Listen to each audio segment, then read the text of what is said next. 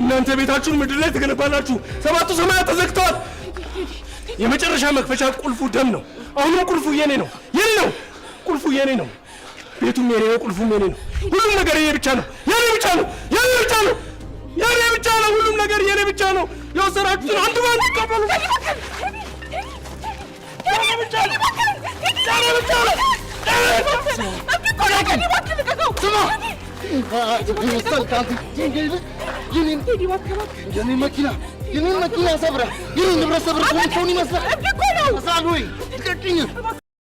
ሰላም ጤና ይስጥልኝ ቤተሰቦች፣ እንዴት ናችሁልኝ? ወደ ኢትዮጵያና ኤርትራውያን ወገኖች በሙሉ ሰላም ናችሁ ወይ? ሰላም ለኢትዮጵያ፣ ሰላም ለዓለም ሕዝብ የተመኘው ዛሬ ደግሞ ተከታታይ ዳስ ክፍል 1 የሚል ድራማ ይዤላችሁ መጥቻለሁ። ቻናሉን ሰብስክራይብ፣ ላይክ ያደረጋችሁ አብራችሁ ቆዩ ወዶችዬ።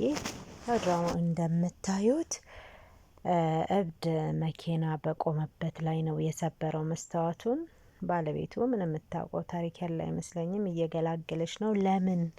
ለምንድን ነው እብድ የምትመታው? በቃ ተሰበረ መስታወቱ ተወው እያለች ብታገላግለውም ጭራሽ ባሰበት። ሰውየው በጣም ነው በተኛበት በጣም የቀጠቀጠው። በጣም ነው የሚያሳዝነው። እሱም ቁልፉም የኔ ነው፣ ቤቱም የኔ ነው፣ ሰባቱ ሰማያት ተከፍተው እያለ ይለፈልፋል። ችግሩ ግን ምን እንደሆነ አልታወቀም። በጣም ነው ሰውዬ የቀጠቀጠው። በጣም መቶታል። ሁሉ ነገር ግን አንድ የተደበቀ ነገር እንዳለ ይሰማኛል፣ እኔ በበኩሌ ማለት ነው። እዚህ ጋር ከመጣ በኋላ እየሳቀ አሁንም ቁልፉም የኔ ነው ቤቱም የኔ ነው እያለ እየለፈለፈ ሄደ። ግን ሰውየው በጣም በብስጭትና በቁጭት አሁንም እየተበሳጨ ነው ያለው። ሚስቱም ከሱ ጋር ያለችው ሜላት እባክህን ቴዲ ረፍ፣ በሽተኛ እኮ ነው እሱ እኮ እብድ ነው ብትለው ጭራሽ ምንም አልሰማትም። በድጋሚም ወደሱ እንትን እያለ ነው እየተጠጋ ነው ለመማታት። ግን አምልጦት ሄደ፣ ያው ትቶት ሄደ። ሰውየውና የቴዲ የሚያውቁት አንድ ሚስጥር እንዳለ ያስታውቃል። ምክንያቱም በጣም ተበሳጨ። አታዩም እንደ መስታወት እኮ ነው የሰበረው፣ እንዴት ዝም እለዋለሁ ምናምን እያለ እየቀወጠው እየጮኸ ነው። ግን በጣም በሚያሳዝን ሁኔታ እየተበሳጨ ነው ያለው። እብዱ የሆነው እሱ ነው እንጂ ያኛው በሽተኛ አይመስልም። ምክንያቱም ያው ውስጡን የሚያውቀው ስለሆነ ሚስጥሩን፣ ለዛ መሰለኝ በጣም ተበሳጭቷል፣ በጣም ተናዷል። የሚያውቀው እንግዲህ ፈጣሪ ብቻ ነው ማለት ነው። ሚስቱ ግን እባክህን ቴዲ ተረጋጋ፣ በቃ ይሰራል፣ ለምን አተውም እያለች በጣም እየለመነች ነው። ባክሽ ዞር በይ ብሎ እሷንም ገፍትሯት ጃኬቱን አንስቶ ወደ መኪናው ሊገባ ነው። ግን በጣም አልተረጋጋም። በጣም አብዷል፣ በቃ አብዷል ማለት ይቻላል። እዚህ ጋር ግን እቤት መጥቶ ያው እሷ ቀድማ ገባች፣ ባለቤቱ አብረው ገቡ ተያይዘው። ያያየችው ነገር በጣም እሷ ስለዘገነናት በቃ እኔ ሻወር ልውሰድ ብላ ወደ ፎቅ ወጣች ማለት ነው።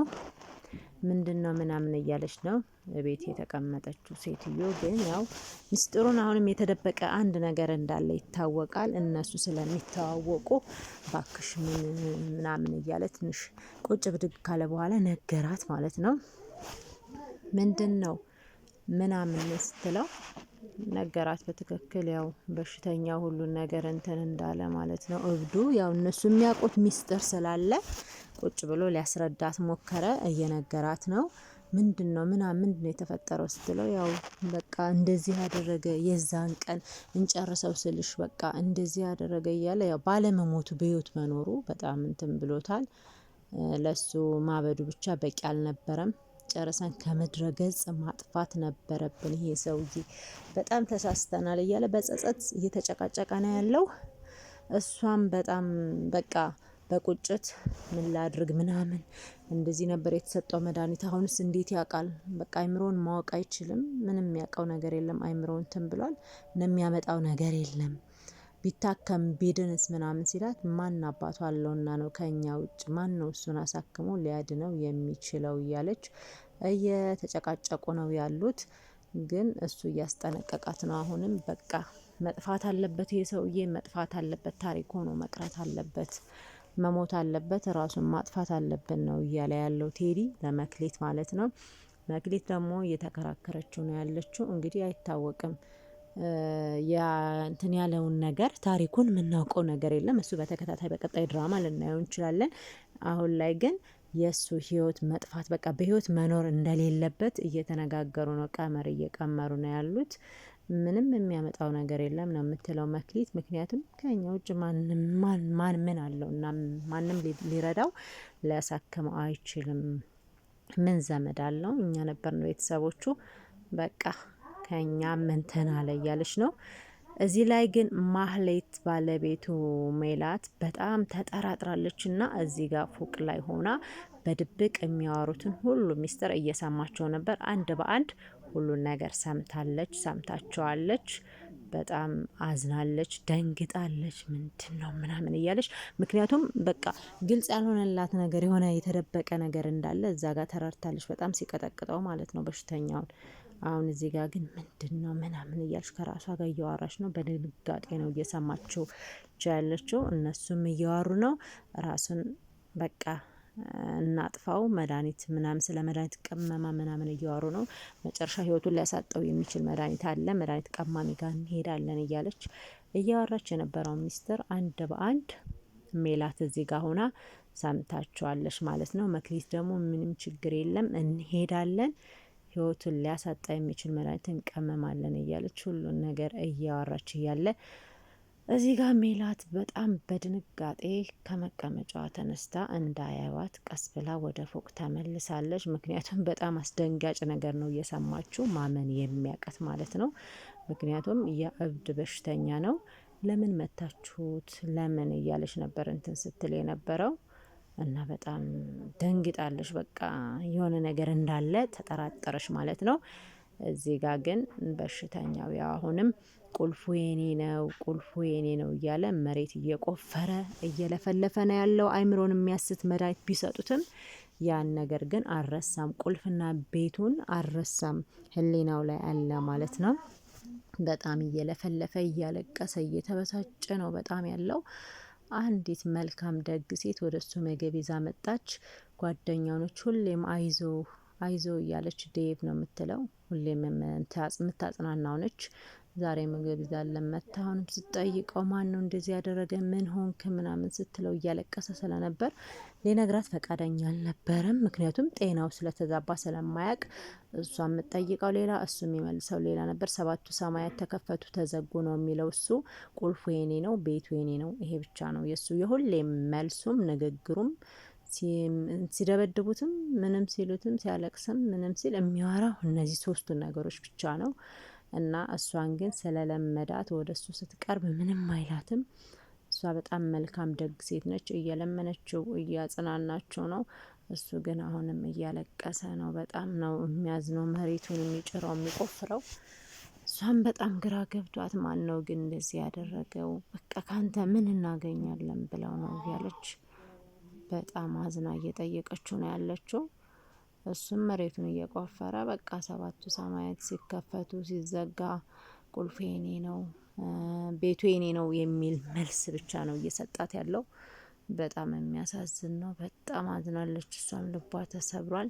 ምን አይነት ሰዎች ናቸው እንደሚያደርጉ? ካንተስ ምንድን ነው የሚፈልጉት? እነሱስ እነማን ናቸው? እያለች በጣም ራሷንም እየጠየቀች እሱንም እየጠየቀች ነው። ያው ግን መልስ የለም። እሱ መልሱ አንድና አንድ 3ቱ ነገሮች ናቸው። ሌላ የሚመልሰው የሚያወራውም የለም። በጣም በሲቃ በለቅሶ ነው አሁን እዚህ ጋር እያዘነ እያለቀሰ ያለው። በጣም ነው የሚያሳዝነው። በጣም ያለቅሳል። በቃ ወሰዱት ምን አሉት ነው የሚለው። ምንም ግን የሚታወቅ ነገር የለም። ለእሷ የምታውቀው ነገር ስለሌላት ሁሌ በሀዘን ግን ማን ይሆን እንደዚህ ያደረገ? ካንተ ምን ይሆን የሚፈልጉት? እያለች ሁሌም በመጣሽ ቁጥር ታዝናለች። አይዞ እሺ አይዞ ነው የምትለው። ሁሌም ምግብ ታመጣለታለች፣ ታጽናናዋለች። በቃ የቅርብ ጓደኛው እሷ ነች። እሷን ደግሞ የሚገርመው ምንም አይላትም። ወደ እሷ ሲመጣ ምንም እንደምታዩት ምንም የሚላት ነገር የለም። ሌላ ሰዎች ሲቀርቡት ያሯሩጣቸዋል። ልጆችም ህጻናትም እንትን ሲሉት በጣም ነው እንትን የሚለው። እሷ ጋር ግን በጣም እንትን ይላል። በጣም የሚያሳዝን ታሪክ ነው። ብዙ ነገር እንትን እያሉት ነው።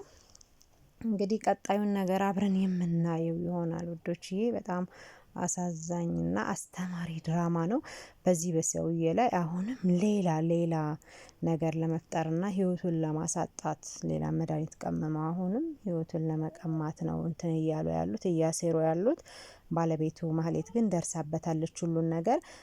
አብራው እንደ በሽተኛ ሆና እሷም ቀርባ ብዙ ነገር ልታግዘው እየሞከረች ነውና መልካም ይሆናል ብዬ አስባለሁ ማለት ነው። ያው ግን ድራማ ብዙ ነገር የዚህ የምድርን ገጸ ባህሪ ነው እንትን ብሎ የሚያሳየውና የእውነተኛ ታሪክ ነው ያለ ነው። በተለይ በዚህ ሰዓት የምናየው ነገር ስለሆነ ትክክለኛውን ነገር ሰርተውታል።